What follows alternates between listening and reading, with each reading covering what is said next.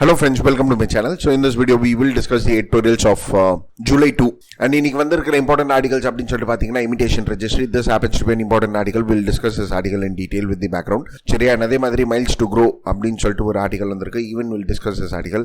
அதே மாதிரி a blatant quest to consolidate power அப்படின்னு சொல்லிட்டு ஒரு news article வந்திருக்கு. This article is not important and this article is all about one nation one election. So இந்த article வந்து பொலிட்டிக்கலாக பேசியிருக்கிறாங்க. Rather what we'll do is like we'll discuss the issue and அதே மாதிரி lessons from Bhutan அப்படின்னு சொல்லிட்டு ஒரு article வந்திருக்கு. This article is all about education. பூட்டான்ல வந்து எஜுகேஷனுக்காக அதிகமாக ஸ்பெண்ட் பண்றாங்க. ஸோ இந்த ஆர்டிகலுடைய கிளிம்ஸ் வரையும் பார்த்தா அப்படின்னு சொல்லிட்டு போதும். அண்ட் மற்ற எந்த ஆர்டிகலுமே அவசியம் இல்லை. சரிங்களா? So coming to the first article, imitation registry. அந்த ஆர்டிகல் போறதுக்கு முன்னாடி will look at the background. So friends, you need to know what is the meaning of NRC, that is national register of citizens.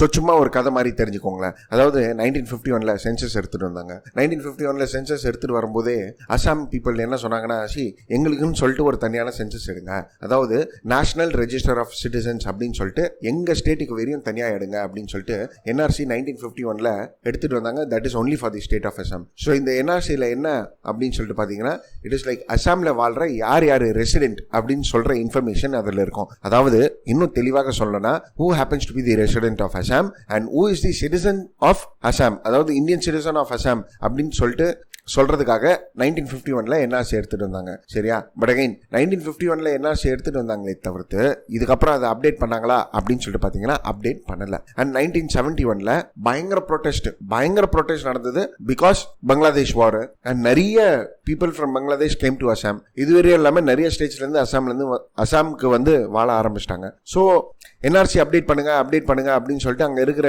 Regional குரூப்ஸ்லாம் பயங்கர protest பண்ண ஆரம்பிச்சாங்க. So 1985 Assam accord சொல்லிட்டு எடுத்துட்டு வந்தாங்க. So என்ன சொன்னாங்க அப்படின்னு சொல்லிட்டு பாத்தீங்கன்னா, என்ஆர்சியை அப்டேட் பண்ணணும்.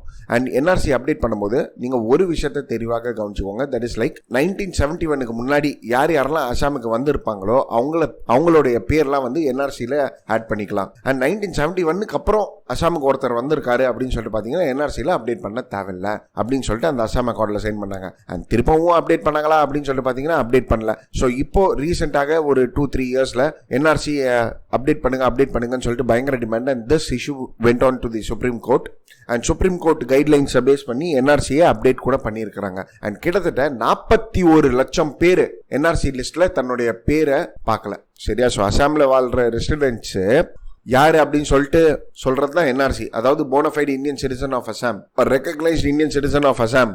இதுதான் நேஷனல் ரெஜிஸ்டர் ஆஃப் சிட்டிசன்ஸ்ல இருக்கும். ஆனா அசாம்ல வாழ்றவங்க அண்ட் என்ஆர்சி லிஸ்ட்ல அப்படின்னு சொல்லிட்டு பாத்தீங்கன்னா 41 லட்சம் பேர் டிஃபரன்ஸ் வருதான் இப்போதைக்கு. ஸோ இந்த 41 லட்சம் பேர் என்ன பண்ண போறீங்க? And again friends, this is yet to be published. Final list is yet to be published. This is under draft stage. And இப்போ ஒரு கொஸ்டின் என்ன ரைஸ் ஆகுது அப்படின்னு சொல்லிட்டு பாத்தீங்கன்னா, 41 லட்சம் பேர் இருக்காங்க, இவங்களே என்ன பண்ண போறீங்க? இந்தியா விட்டு திருப்பி அனுப்ப போறீங்களா? Whether you are gonna deport back? So this happens to be an debatable question. But again NRC list இருக்கு, 41 லட்சம் பேர் have not found their names in the list. சரியா? ஸோ இது ஒரு பக்கம் இருக்கட்டும். இப்போ நாகாலாந்து இதே மாதிரி they have bought something which is called as RIIN என்ன அப்படின்னு சொல்லி பாத்தீங்கன்னா, it is register of indigenous inhabitants of Nagaland. So Nagaland என்ன சொல்றாங்க, அசாம் உங்களுக்கு வெறியமா தெரியும், உங்க ஸ்டேட்ல வெறியமா இண்டிஜினியஸ் பாப்புலேஷன் இருக்காங்க, ட்ரைபல் பாப்புலேஷன் இருக்காங்க, எங்க ஸ்டேட்ல கூட தான் இருக்காங்க நாகாலாந்து, நாகா பீப்புள், நாங்களும் இருக்கிறோம். ஸோ நாங்க என்ன பண்ண போறோம் அப்படின்னு சொல்லி பாத்தீங்கன்னா, நாகா கவர்மெண்ட் சொல்லியிருக்காங்க, நாகாலாந்து கவர்மெண்ட், நாங்க என்ன எடுத்துட்டு வர போறோம்னா ஒரு ரெஜிஸ்டர் ஒன்னு எடுத்துட்டு வர போறோம். That is indigenous inhabitants of Nagaland. And இதுல நாங்க என்ன பண்ண போறோம் அப்படின்னு சொல்லிட்டு பாத்தீங்கன்னா, யாரெல்லாம் நாகாலாந்துல வாழ்ற பலவீன மக்கள் இருக்காங்களோ அவங்களுடைய பேரை நாங்க இன்க்ளூட் பண்ண போறோம் அப்படின்னு சொல்லிட்டு சொல்லியிருக்காங்க. ஸோ எப்படி பண்ண போறாங்க அப்படின்னு சொல்லிட்டு பாத்தீங்கன்னா, ரூரல் அர்பன் எல்லா ஜோன்ஸும் இதுல வந்துடும். அண்ட் இது வந்து ஒரு சர்வே மாதிரி எடுத்துட்டு வர போறாங்க. அதுவும் எத்தனை மாசத்துல அப்படின்னு சொல்லிட்டு பாத்தீங்கன்னா, ஒரு 60 நாள்ல, அதாவது ஒரு 2 months to 3 months இந்த சர்வே வந்து எடுத்துட்டு வந்துட போறாங்களா. ஸோ இந்த சர்வே எடுத்துட்டு வந்து என்ன சார் பண்ண போறாங்க? இப்போ என்ஆர்சி லிஸ்ட் இருக்கு, என்ஆர்சி லிஸ்ட் எடுத்துட்டு வந்தாங்கன்னா அதுல யாரெல்லாம் இந்தியன் சிட்டிசன்ஸ் ஆஃப் அசாம் இல்லை அப்படின்னு சொல்லிட்டு தெரிஞ்சிடும். அண்ட் இது தெரிஞ்சிருச்சுன்னா அவங்கள வேற ஸ்டேட்டை காமிச்சிடலாம், வேற கண்ட்ரி காமிச்சிடலாம். ரைட்டு. இப்போ இந்த RIIN வச்சு என்ன சார் பண்ண போறோம், நாகாலாந்து ரெஜிஸ்டரியை வச்சு என்ன சார் பண்ண போறோம் அப்படின்னு சொல்லி பாத்தீங்கன்னா, இங்க you need to know something which is called as inner line permit. So inner line பெர்மிட்னா என்ன அப்படின்னு சொல்லி பாத்தீங்கன்னா, இது வந்து ஒரு அஃபிஷியல் டிராவல் டாக்குமெண்ட்டுங்க. இப்போ நாகாலாந்து இருக்குன்னு வைங்களேன், நாகாலாந்துல நிறைய ட்ரைபல் ஜோன்ஸ் இருக்கும், அதே மாதிரி பார்டர்ஸ் இருக்கும். ஸோ இந்த ஜோனுக்குள்ள நீங்க போனோம்னா you need to get a permit. இதுதான் inner line permit. And this permit is given by the government of India. புரியுதுங்களா? ஸோ இது ஆக்சுவலி இன்னர் லைன் பெர்மிட் அப்படின்னு சொல்லிட்டு பார்த்தீங்கன்னா பிரிட்டிஷ் காலத்தில் எடுத்துருந்தாங்க. பிரிட்டிஷ் காலத்தில் பிஸ்னஸ் பண்ணியிருந்தாங்க. டீ, ஆயில் இதை பேஸ் பண்ணலாம் பிஸ்னஸ் பண்ணியிருந்தாங்க. அண்ட் இந்த பிஸ்னஸை வந்து அஃபெக்ட் ஆகக்கூடாது, யாராவது வந்து பார்த்துட்டாங்கன்னா ஐயோ தப்புன்னு சொல்றதுக்காக இந்த இன்னர் லைன் பெர்மிட்னு சொல்லிட்டு பிரிட்டிஷ் எடுத்துட்டு வந்தாங்க. ஆனால் இண்டிபெண்டன்ஸ்க்கு அப்புறம் இந்த இன்ஹாபிட்டன்ஸை வந்து ப்ரொடெக்ட் பண்ணணும், ட்ரைபல் பாப்புலேஷனுடைய கல்ச்சரை வந்து ப்ரொடெக்ட் பண்ணணும்னு சொல்றதுக்காக ஐஎல்பி எடுத்துட்டு வந்தாங்க. So that the people getting into Nagaland is ரெகுலேட்டட்னு சொல்ற மாதிரி. புரியுதுங்களா? ஸோ இப்போ என்ன பண்ண போறாங்க அப்படின்னு சொல்லிட்டு பார்த்தீங்கன்னா இந்த RIIN இருக்கு இல்லையா, தட் இஸ் இந்த ரெஜிஸ்ட்ரி ஆஃப் நாகாலாண்ட், அதாவது இண்டிஜினியஸ் இன்ஹாபிட்டன்ஸ் ஆஃப் நாகாலாண்ட், இதை வந்து இன்னர் லைன் பெர்மிட்டோட மிங்கிள் பண்ண போறாங்க. ஸோ என்ன பண்ண போறாங்க அப்படின்னு சொல்லிட்டு பார்த்தீங்கன்னா யாரெல்லாம் RIINல பேர் இருக்காங்களோ அவங்களுக்கு இந்த ILP தேவைப்படாது, இன்னர் லைன் பெர்மிட் தேவைப்படாது, நாகாலாந்துக்குள்ள போயிட்டு வந்துடலாம். அண்ட் யார்கிட்ட எல்லாம் இல்லையோ அவங்களுக்கு வந்து இன்னர் லைன் பெர்மிட் தேவைப்படும் அப்படின்னு சொல்லிட்டு சொல்லலாம்னு நினைக்கிறேன். ஃபைன். எனிவே சர்வே வந்ததுக்கு அப்புறம் தான் தெரியும். But this is for registering of indigenous inhabitants of Nagaland. புரியுதுங்களா background? Anyway coming to the article imitation registry. So இந்த ஆர்டிகல்ல என்ன சொல்ல வராங்க அப்படின்னு சொல்லி பார்த்தீங்கன்னா அசாமுக்கு எப்படி NRCயோ அதே மாதிரி நாகாலாண்டுக்கு RIIN. ஸோ நாகாலாந்து கவர்மெண்ட் என்ன சொல்றாங்க அப்படின்னு சொல்லி பார்த்தீங்கன்னா நீங்க NRC அப்டேட் பண்ணிருக்கீங்க, இந்த NRC அப்டேஷனை வந்து நாங்கள் க்ளோஸா வாட்ச் பண்ணிட்டு வரோம், எங்களுக்கு தெரியும் ப்ரோஸ் அண்ட் கான்ஸ் என்ன அப்படின்னு சொல்லிட்டு. ஸோ அதே மாதிரி இதே லைன்ஸ்ல நாங்க இந்த RIIN ஒரு 5 மாசத்துக்குள்ள நாங்க எடுத்துட்டு வர பாக்குறோம். இது வந்து ஒரு first of its kind with respect to Nagaland. And added to it இந்த ஆர்டிகல்ல என்ன சொல்ல வராங்க அப்படின்னு சொல்லி பாத்தீங்கன்னா NRC அப்டேட் பண்றதுக்காக ரொம்ப வருஷங்கள் ஆச்சு. ஆனா இந்த RIINல அப்படி இருக்கிறதுக்கான வாய்ப்புகள் இல்ல அப்படின்னு சொல்லிட்டு நாகாலாந்து கவர்மெண்ட் கிளைம் பண்றாங்க. ஸோ இதுக்கு ரீசன் என்னவாக இருக்கலாம் அப்படின்னு சொல்லி பாத்தீங்கன்னா அசாம்ல இருக்கிற பாப்புலேஷன் அண்ட் நாகாலாந்துல இருக்கிற பாப்புலேஷன் அப்படின்னு சொல்லிட்டு பாத்தீங்கன்னா நாகாலாந்துல பாப்புலேஷன் ரொம்ப கம்மி. பட் இதுல ஒரு விஷயம் இருக்கு. அதாவது என்னன்னா அசாம்ல NRC அப்டேட் பண்ணும்போது அங்க இருக்கிற டைவர்சிட்டிஸ் நம்மளுக்கு தெரிய வந்தது. ஸோ அதே மாதிரி நாகாலாண்ட்லயும் தெரிய வரும். ஸோ கிட்டத்தட்ட 40 லட்சம் பேர் வந்து NRC லிஸ்ட்ல இருந்து வெளியே இருக்கிறாங்க. ஸோ அவங்கள வந்து இல்லீகல் இமிகிரன்ஸ் அப்படின்னு சொல்லிட்டு கூட டேர்ம் பண்ணிடலாம். பட் இந்த நாகாலாந்து RIIN இஸ் டிஃப்ரெண்ட். புரியுதுங்களா? Plus added to this article tries to சே இப்போ நீங்க நாகாலாந்துக்கு போனீங்கன்னு வைங்களேன், இந்த RIIN அசாமை பார்த்து தான் காப்பி அடிக்கிறாங்கன்னு சொல்லிட்டு நினைச்சுக்காதீங்க. அங்க ஆல்ரெடி நான் நாகாஸ்னா யாரு, நான் ட்ரைபல் பீப்புள்லாம் யாருன்னு சொல்ற மாதிரி ஐடென்டிஃபை பண்ணி வச்சிருக்கிறாங்க. அண்ட் இது வரையும் இல்லாமல் இவங்களை ப்ரொடெக்ட் பண்ணுறதுக்காக, இவங்க இண்டிஜினியஸ் தனித்து வாழ்றதுக்காக, இவங்களுடைய லிவிங்காக செப்பரேட்டான ரெசல்யூஷன் கூட பாஸ் பண்ணியிருக்கிறாங்க ஸ்டேட் கவர்மெண்ட். புரியுதுங்களா? ஸோ இவங்களுக்குன்னு சொல்லிட்டு அந்த ஒரு ப்ரைவசி கிடைக்குது. புரியுதுங்களா? ஸோ நாகாஸ் பீப்புள் அப்படின்னு சொல்கிற மாதிரி இருக்குன்னா அவங்களுக்குன்னு சொல்லிட்டு செப்பரேட் ப்ரொவிஷன்ஸ் இருக்கு. அவங்க தனித்து தான் வாழ்கிறாங்க, ஒரு ரீஜனை டாமினேட் பண்ணி தான் இருக்கிறாங்க, எல்லாம் right. But again this article tries to say that நீங்கள் RIIN அப்டேட் பண்ணுறேன்னு சொல்லிட்டு அந்த லிஸ்ட்டில் தேவையில்லாத பேர்லாம் எடுத்துகிட்டு வந்து யாரெல்லாம் நாகாலாண்டில் சேராதவங்களோ அவங்கள கூட எங்கேயாவது சேர்த்துட போறீங்க, பாத்துக்கோங்க. ஸோ இது வந்து நீங்க கொஞ்சம் காஷியஸாக இருக்கணும் அப்படின்னு சொல்லிட்டு இந்த ஆர்டிகல் சொல்ல வராங்க. சரியா? Plus added to this article tries to say that அசாம்ல NRC அப்டேட் பண்ணாங்க, ஃபைனல் டிராஃப்ட் தான் ரிலீஸ் பண்ணியிருக்காங்க. அதாவது final draft is yet to come, இப்போ டிராஃப்ட் தான் ரிலீஸ் பண்ணியிருக்காங்க. ஸோ அசாம் அப்படின்னு சொல்லிட்டு பார்த்தீங்கனாலே அதுக்கே ஒரு எண்ட் பாயிண்ட் இல்லை. ஏன்னா 40 லட்சம் பேர் என்ன பண்ண போறோம்னு சொல்லிட்டு நம்மளுக்கே தெரியல. அண்ட் பங்களாதேஷ் தெளிவாக சொல்லிட்டாங்க இது வந்து இந்தியாவுடைய இன்டர்னல் மேட்டர் அப்படின்னு சொல்லிட்டு. ஸோ நம்ம வந்து பங்களாதேஷுக்கு வந்து டீபோர்ட் பண்றது ரொம்ப கஷ்டம். ஸோ இப்போ இந்த நாகாலாண்டு இந்த RIIN வச்சு என்ன பண்ண போறாங்க? And what happens to the people who is not there in the list? But anyway, இப்போ லிஸ்ட்ல பேர் இல்லைன்னா இவங்க அப்பீல் பண்ணலாம் அப்படின்னு சொல்லிட்டு ப்ரொவிஷன்ஸ்லாம் இருக்கு. பட் அகைன் இதை பேஸ் பண்ணி இஷ்யூஸை வந்து பொலிட்டிசைஸ் ஆகிறதுக்கான வாய்ப்புகளும் இருக்கு. And it is not only with respect to Nagaland, even other states will be keenly watching this. சரியா? ஸோ இந்த இஷ்யூவை வந்து பொலிட்டிசைஸ் ஆகாம பார்த்துக்கோங்க. ராதர் இதோடைய இன்டென்ஷன் ஃபுல்ஃபில் ஆச்சுன்னா நல்லது தான் அப்படின்னு சொல்லிட்டு இந்த ஆர்டிகலை முடிச்சிடுறாங்க. புரியுதுங்களா? So I hope this article is clear to you. Internal செக்யூரிட்டியில் யூஸ் ஆகுங்க இந்த ஆர்டிகல். ஸோ UPSCயில் கொஸ்டின்ஸ் என்ன கேட்கலாம் அப்படின்னு சொல்லிட்டு பார்த்தீங்கன்னா NRC ஆர் RIIN மாதிரி லிஸ்ட்லாம் நார்த் ஈஸ்டர்ன் ஸ்டேட்ஸில் அப்டேட் பண்ணுறாங்க. So what are the consequences with respect to it, what is your opinions அப்படின்னு சொல்லிட்டு கேட்கலாம். ஸோ ப்ரோஸ் அண்ட் கான்ஸ் கேட்கலாம் சிம்பிளாக. புரியுதுங்களா? ஸோ ப்ரோஸ் அண்ட் கான்ஸ் நீங்கள் எழுத மாட்டீங்களா? So advantages you can write like இதனால இண்டிஜினியஸ் பீப்புளுடைய கல்ச்சர் எல்லாமே ப்ரொடெக்ட் ஆகுது, அவங்களுக்குன்னு சொல்லிட்டு இருக்கிற பாலிசிஸை வந்து தெளிவாக எடுத்துகிட்டு வரலாம், கவர்மெண்ட் ஸ்கீம்ஸ் ப்ராப்பராக இம்ப்ளிமெண்ட் பண்ணலாம். சரிங்களா? அண்ட் இல்லீகல் இமிக்ரேஷனை வந்து நம்ம கர்டைல் பண்ணலாம். We can stop the spreading of terrorism. So stop the spreading of terrorism na it's like immigrants are more vulnerable to terrorism. And அதே மாதிரி we can ensure job opportunities, businesses to the particular people of their particular state. So இந்த மாதிரி அட்வான்டேஜஸ்லாம் இருக்கு. And disadvantages அப்படின்னு சொல்லிட்டு பார்த்தீங்கன்னா என்ன செய்யணும் அப்படின்னு சொல்லிட்டு தெரியல. டீபோர்ட் பண்ணோன்னா எங்கே பண்ணுவாங்க? அண்ட் காலகாலமாக இங்கே பிஸ்னஸ்லாம் வச்சுட்டு இருந்தவங்க எங்கே போவாங்க? And it is against like something of a basic doctrine of a constitution, right? So நம்ம செகுலர் நேஷன் அப்படின்றோம். So community based division, caste based divisions எதுக்காக அவசியம் அப்படின்னு சொல்லிட்டு நம்ம சொல்லலாம். அதே மாதிரி இந்தியாவில் பார்த்தீங்கன்னா ஃபாரஸ்ட் ரைட் ஆக்ட்ஸ்ன்னு சொல்லிட்டு இருக்கு. அதே மாதிரி நிறைய ஆக்ட்ஸ் இருக்கு. அட்டானமஸ் டிஸ்ட்ரிக்ட் கவுன்சில்ஸ்லாம் நம்ம எடுத்துட்டு வரோம். இதெல்லாம் எதுக்கு அப்படின்னு சொல்லிட்டு பார்த்தீங்கன்னா இந்த மாதிரி இண்டிஜினியஸ் பீப்புளில் வந்து ஓவர் எக்ஸ்ப்ளாய்ட் பண்ணக்கூடாது அப்படின்னு சொல்றதுக்காக. ஸோ அந்த பாலிசிஸ் அண்ட் ஸ்கீம்ஸ் வந்து ப்ராப்பராக இம்ப்ளிமெண்ட் பண்ணாலே போதுமே, அதை விட்டுட்டு ஏன் இந்த மாதிரி லிஸ்ட் எடுத்துட்டு வரீங்க? ஸோ இந்த மாதிரி ப்ரோஸ் அண்ட் கான்ஸ் நம்ம எழுதலாம். So if you know any, please write it down in the comment box. சரியா? Anyway will move to the next article now, that is miles to go self-care medical interventions. So இந்த ஆர்டிகல்ல என்ன சொல்ல வராங்க அப்படின்னு சொல்லிட்டு பார்த்தீங்கன்னா, இந்தியாவில், and it is not only in India, even like around the world, there happens to be like 2 important problems which is pertaining with respect to health. என்னது அப்படின்னு சொல்லிட்டு பார்த்தீங்கன்னா, shortage of health care workers. அது கூட acute ஷார்டேஜ்ன்றாங்க. அக்யூட்னா ரொம்ப சிவியரான shortage of health care workers. And the second one is lack of access to health service. சரியா? So lack of access to essential health service, அதாவது இம்பார்ட்டன்டான ஹெல்த் சர்வீஸுக்கு வந்து ஆக்சஸ் கிடைக்கிறது இல்லை. ஸோ இந்தியன் சினாரியோல அப்படின்னு சொல்லிட்டு நம்ம சொல்லணும்னா, like primary health care services is not available in India. சரி, பிரைமரி, செகண்டரி, டெர்ஷியரினா, பிரைமரினா village level health care services. இப்போ ரெய்னி ஹாஸ்பிட்டல்ஸ் அப்படின்லாம் சொல்லுவாங்க. கவர்மெண்ட் குட்டி குட்டி ஹாஸ்பிட்டல்ஸ்லாம் எடுத்துட்டு வருவாங்க, கிளினிக் டைப்ஸ். இதெல்லாம் வந்து பிரைமரி ஹெல்த் கேர் சர்வீசஸ். ஜுரம், காய்ச்சலுக்குலாம் அங்கே போயிடலாம். இப்போ செகண்டரி ஹெல்த் கேர் சர்வீசஸ்னா டிஸ்ட்ரிக்ட் லெவலில், டெர்ஷியரி ஹெல்த் கேர் சர்வீசஸ்னா லைக் கேபிட்டல்ஸ்ல இருக்கும், பிக் சிட்டிஸ்ல இருக்கும், where all the amenities will be provided. புரியுதுங்களா? ஸோ எசென்ஷியல் ஹெல்த் சர்வீசஸ் ப்ராப்பராக கிடைக்கிறது இல்லை. இது நம்ம பிரைமரிலையும் சொல்லலாம், செகண்டரிலையும் சொல்லலாம், டெர்ஷரிலையும் சொல்லலாம். சரி, இதுக்கு என்ன ரீசன் அப்படின்னு சொல்லிட்டு பார்த்தீங்கன்னா, it is like self care அப்படின்னு சொல்லிட்டு சொல்றாங்க. அதாவது இப்போ ஒரு ஃபார்மலான ஒரு ஹெல்த் சிஸ்டம் இருக்கு. ஜுரம்னா நீங்க கண்டிப்பாக ஹாஸ்பிட்டலுக்கு தான் போய் ஆகணும் அப்படின்னு சொல்ற மாதிரி ஒரு சிஸ்டம் இல்லை. ஒரு ஃபார்மலான ஹெல்த் சிஸ்டம்னா அப்படிதான் இருக்கணும். ஆனா நம்ம செல்ஃப் கேர் நம்ம எடுத்துக்கிறோம், which is nothing new.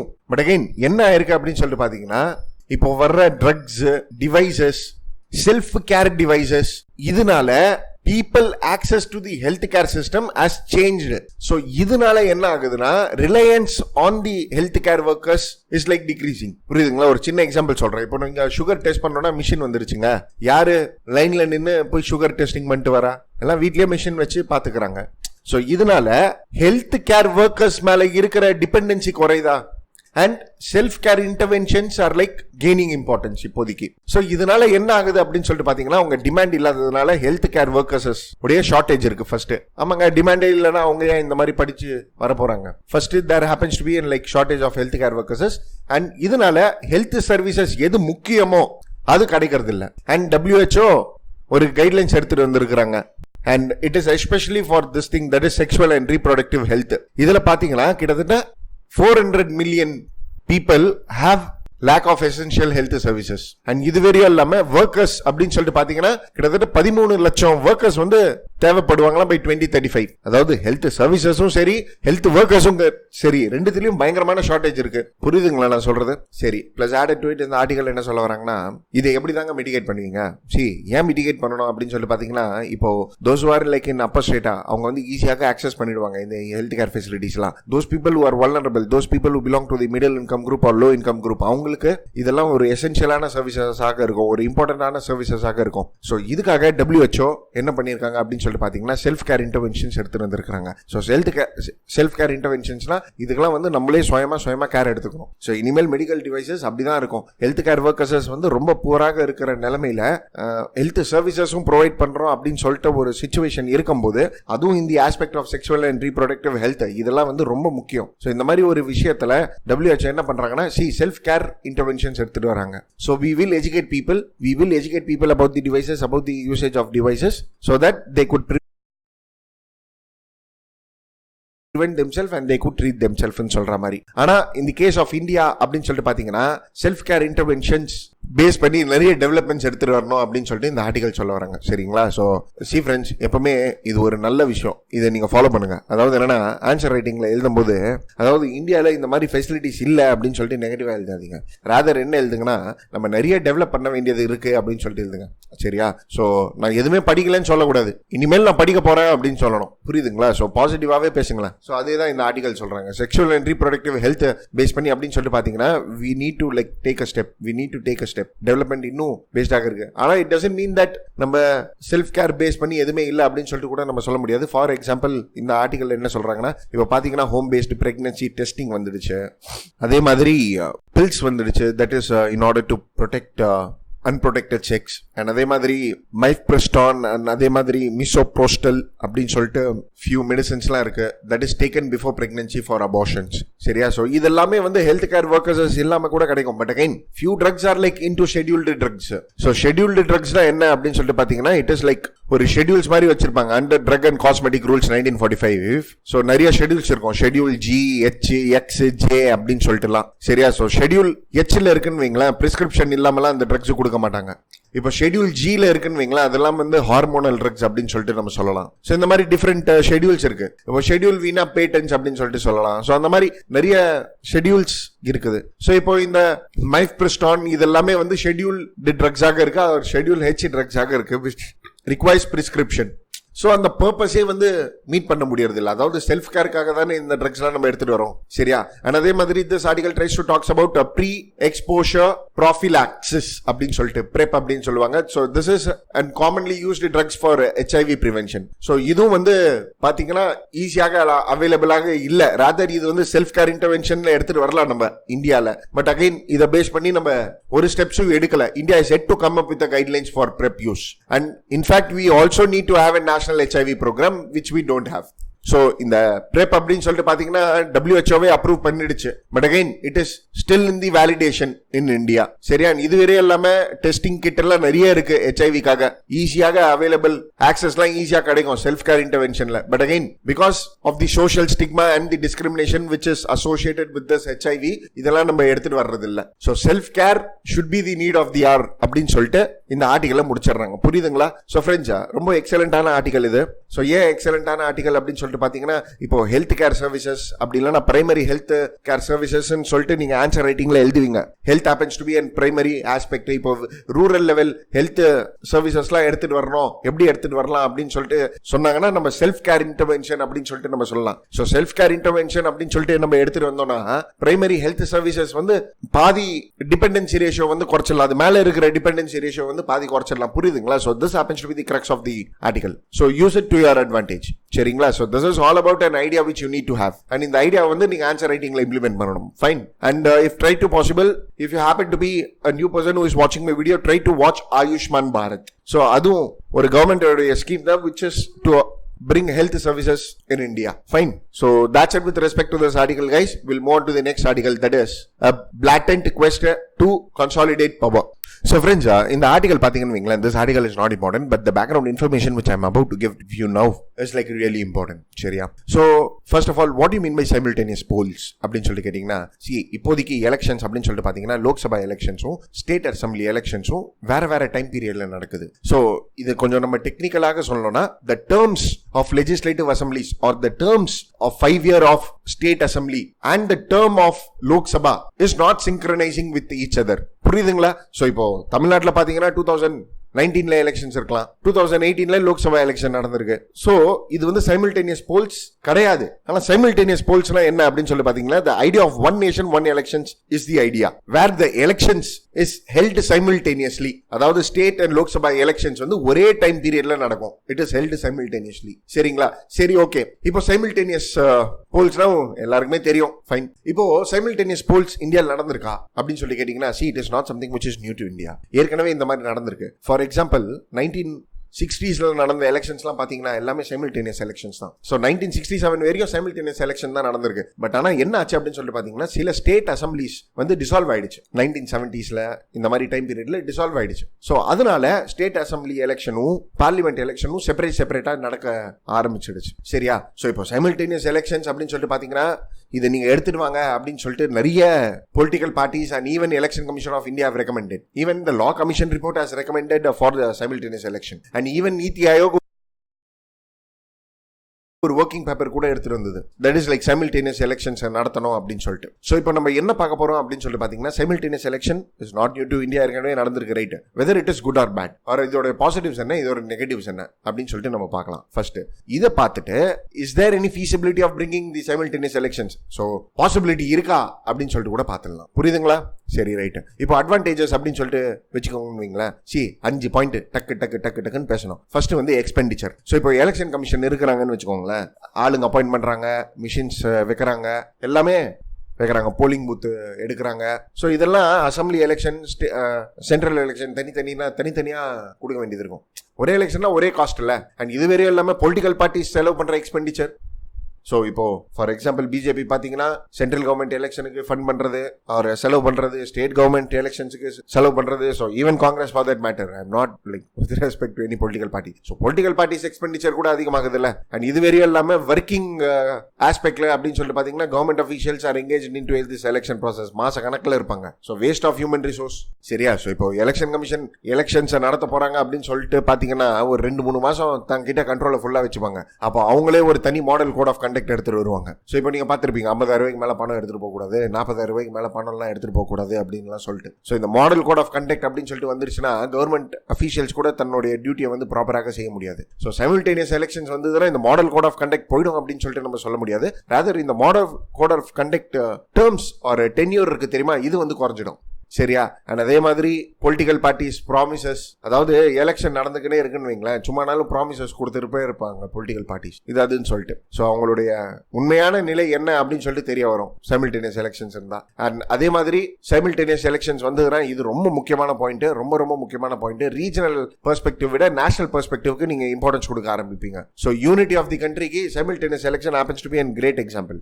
But again, it depends upon the mindset of the people, the sort of information which the people have, and democracy does come into play. இல்லன்னு சொல்லிட்டு இல்ல, but regional perspective விட national பெர்ஸ்பெக்டிவ்க்கு importance எப்பவுமே அதிகமாக கொடுப்பாங்க. And இது வரையும் இல்லாம நீங்க என்ன நினைக்கலாம்னா, ஸ்டேட் பொலிட்டிக்கல் பார்ட்டிஸ்க்குலாம் வந்து இதுல அட்வான்டேஜஸ் இருக்காது அப்படின்னு சொல்லிட்டு. ஆனா அப்படி கிடையாது. சைமல்டேனியஸ் எலெக்ஷன்ஸ் நடந்ததுன்னு வச்சுக்கோங்களேன், even state political parties have and like ஒரு ஈக்குவல் ஷேர் வித் தி சென்டர்னு சொல்ற மாதிரி இருக்கும். ஸோ இட் ஸ்ட்ரென்தன் ஃபெடரலிசம்னு கூட சொல்லலாம். அதாவது எப்படின்னா, இப்போ ஸ்டேட் அண்ட் சென்டர் ரெண்டு பேருமே வந்து ஒரே டேர்ம்ல தன்னுடைய டென்யூரை ஃபாலோ பண்றாங்க அப்படின்னு சொல்லிட்டு வைங்களேன், 5 வருஷம். ஸோ இந்த டிசால்வ் ஆகிறது இதெல்லாம் வந்து கிளீனாக தெரியும்.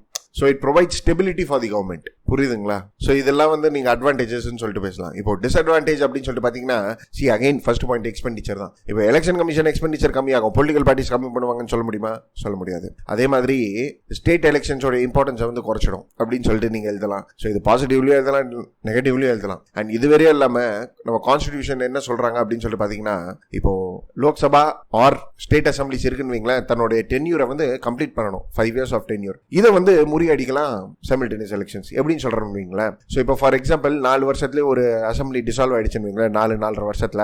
இப்போ 1 வருஷம் தான் இருக்கும் சைமல்டேனியஸ் எலெக்ஷன் நடக்குது அப்படின்னு சொல்லிட்டு 1 மாசம் தள்ளி ஊற்றி வைப்பாங்க. 1 வருஷம் தள்ளி வைப்பாங்க. புரியுதுங்களா? ஸோ அந்த டிசால்வ்டு டைம் பீரியட்ல வந்து ரொம்ப டிஃபிகல்ட்டி இருக்கும். ஸோ ஃபிக்ஸட் டென்யூர் அப்படின்னு சொல்லிட்டு இருந்ததுன்னா வைக்கலாம். ஆனால் நம்மளது ஃபிக்ஸட் டென்யூர் கிடையாது. நோ கான்ஃபிடன்ஸ் மோஷன் வந்துருச்சுன்னா, புரியுதுங்களா? அண்ட் இது வந்து எப்படி அப்படின்னு சொல்லிட்டு பார்த்தீங்கன்னா, it gives people only one chance to focus their vote. So central state elections ஒரே வாட்டி நீங்க சொல்லிடுங்க அப்படின்னு சொல்ற மாதிரி இருக்கு. அதே மாதிரி லோக்கல் இஷ்யூஸ்க்கெல்லாம் இம்பார்ட்டன்ஸ் வராது. ஃபைன். ஸோ இந்த மாதிரி பாசிட்டிவ்ஸ் அண்ட் நெகட்டிவ்ஸ் பேசலாம். எனிவே, இப்போ சைமல்டேனியஸ் எலெக்ஷன்ஸ் நடத்தணும்னா என்ன செய்யணும் அப்படின்னு சொல்லிட்டு உங்களுக்கு தெரியணும். So first, there is a need to amend Representation of People Act 1951. So இது வந்து கான்ஸ்டிடியூஷனல் அமெண்ட்மெண்ட் மூலியமாக தான் எடுத்துட்டு வரணும். ஸோ ரெப்ரசன்டேஷன் ஆஃப் பீப்பிள்ஸ் ஆக்ட்ஸை வந்து அமெண்ட் பண்ணணும். அதே மாதிரி rules of procedure of Lok Sabha and state assemblies இருக்கு, அந்த ப்ரொசீஜர்ஸையும் சேஞ்ச் பண்ணணும். ஸோ என்னென்ன ப்ரொசீஜர்ஸ் சேஞ்ச் பண்ணணும் அப்படின்னு சொல்லிட்டு பார்த்தீங்கன்னா, அது நம்மளுக்கு அவசியம் இல்லை. But yes, you need to amend the constitution by changing the representation of people act. And நம்ம சில ஷார்ட் கமிங்ஸ் பார்த்தோம் இல்லையா, இப்போ நோ கான்ஃபிடன்ஸ் மோஷன் இருக்கு, அது பாஸ் பண்ணாங்கன்னா என்ன செய்வீங்கன்னு சொல்லிட்டு. ஸோ இதுக்கு நம்ம என்ன பண்ணலாம் அப்படின்னு சொல்லிட்டு பார்த்தீங்கன்னா, நோ கான்ஃபிடன்ஸ் மோஷனே அமெண்ட் பண்ணணும். ஸோ நோ கான்ஃபிடன்ஸ் மோஷன் எப்படி அமெண்ட் பண்ணணும் அப்படின்னு சொல்லிட்டு பார்த்தீங்கன்னா, constructive vote of no confidence எடுத்துட்டு வரணும்.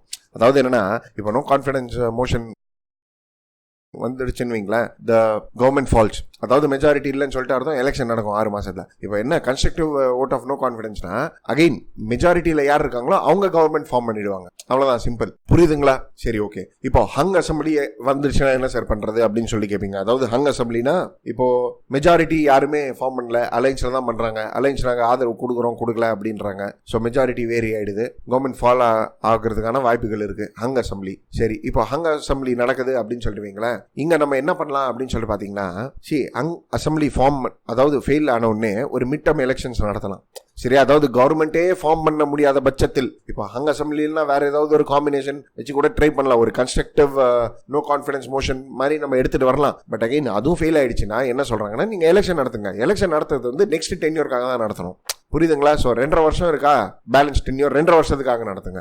6 மாசம்னா தேவைப்படாது, 1 வருஷம்னா தேவைப்படாது. 2 வருஷம் இருக்கா, 3 வருஷம் இருக்கா, 4 வருஷம் இருக்கா, அந்த டேர்முக்காக நடத்துங்க. So you need to amend. புரியுதுங்களா? அதே மாதிரி ஆன்டி டிஃபெக்ஷன் லாஸை வந்து அமெண்ட் பண்ணணும். ஸோ ஆன்டி டிஃபெக்ஷன் லாவை அமெண்ட் பண்றது எப்படி அப்படின்னு சொல்லிட்டு பாத்தீங்கன்னா, அதாவது in case of any defection, அதாவது தன்னுடைய பொலிட்டிக்கல் பார்ட்டிக்கு அகைன்ஸ்டாக போய் இன்னொரு கட்சியில போய் சேர்றது, அதாவது when he is in power ஒரு எம்எல்ஏ ஒரு எம்பியா இருக்கும் போது இந்த மாதிரி பண்றதுன்னா அது வந்து ஆன்டி டிஃபெக்ஷன் லா வரும்.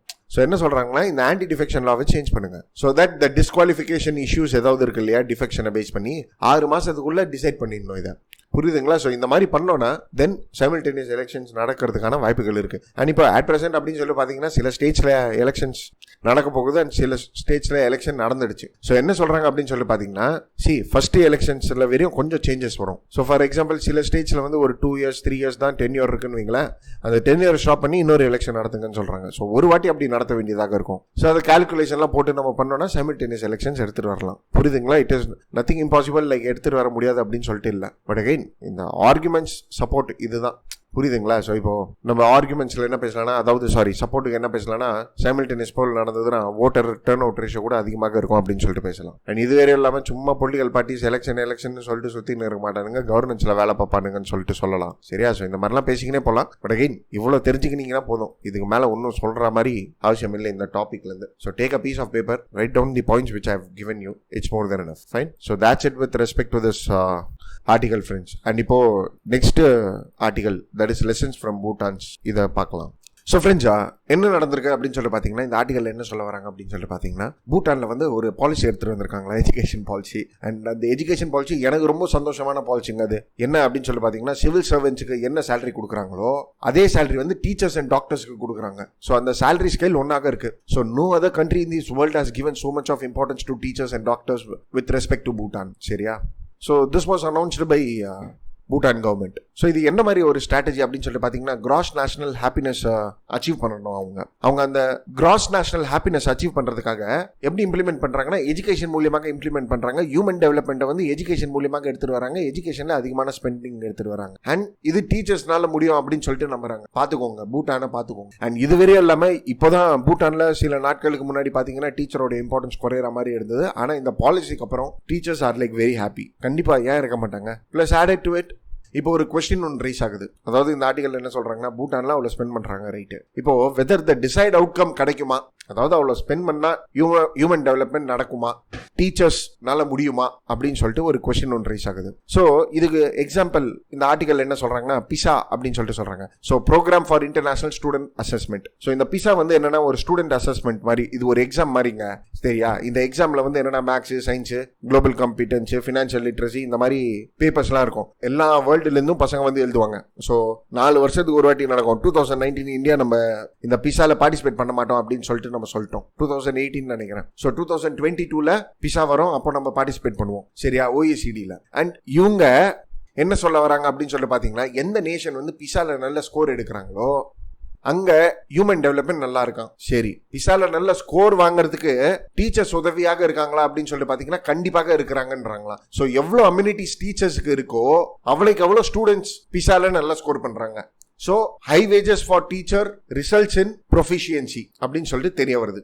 And Bhutan பாத்தீங்கன்னா they spend nearly about 7.5% of the GDP on education. And இப்போ டீச்சர்ஸ்க்கு வந்து எவ்வளவு salary increment இதெல்லாம் it is unclear. But again teachers அப்படின்னு சொல்லிட்டு பாத்தீங்கன்னா ஒரு நாட்டில் ரொம்ப அதிகமாக தான் இருப்பாங்க. ஸோ தமிழ்நாடுவே ஒரு எக்ஸாம்பிள் தான். சரியா? which cost 75% of the state expense. Expenditures, அதாவது பென்ஷன்ஸ், வேஜஸ் எல்லாம். ஸோ இந்தியா அப்படின்னு சொல்லிட்டு பார்க்க சொல்ல whether this can be feasible for us or not அப்படின்னு சொல்லிட்டு ஒரு கொஸ்டின் ரீச் ஆகுது. அதாவது இப்போ மற்ற நேஷன்ல பண்றாங்கன்னா அது பண்ணிட்டு போட்டோமே, நம்மளுக்கு என்ன அப்படின்னு சொல்லிட்டு நம்ம இருக்க முடியாது இல்லையா? நம்மள இந்த ஃபீசிபிலிட்டி இருக்குமா? நம்மளும் பீஸால நல்லா ஸ்கோர் பண்ண முடியுமா? டீச்சர்ஸுக்கு அந்த அம்யூனிட்டிஸ் ப்ரொவைட் பண்ண முடியுமா இல்லையா? வேற ஏதாவது வழி இருக்கா அப்படின்னு சொல்லிட்டு பாத்தீங்கன்னா இந்த ஆர்டிகல் என்ன சொல்றாங்கன்னா, இந்தியா பாத்தீங்கன்னா it's spend 3% of the GDP on education. Bhutan எவ்வளவு 7.5, நம்ம 3% தான். அண்ட் இதுல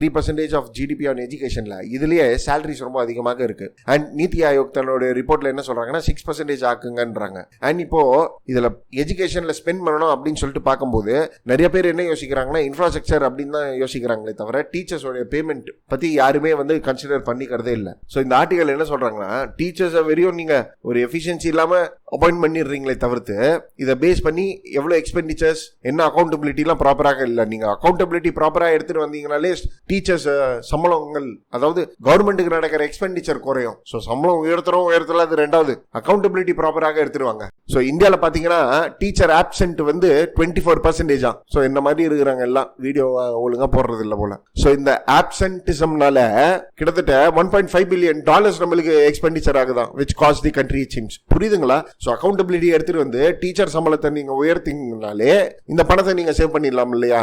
ஸோ சரி, ரைட்டு. இப்போ ஆப்சென்ட்னா சார் உடம்பு சரியில்லை வந்திருக்க மாட்டாங்கன்னா, அதுக்காக ஆப்சென்ட் கிடையாதான். ஆப்சென்ட் எதுக்காகனா டேக் அப் செகண்ட் ஜாப், வீட்டில் டியூஷன் எடுக்கிறது அப்படின்லாம், ஃபார்மிங் பண்றது, ஸோ இந்த மாதிரி ஆக்டிவிட்டீஸ்ல எங்கேஜ் ஆகிறது.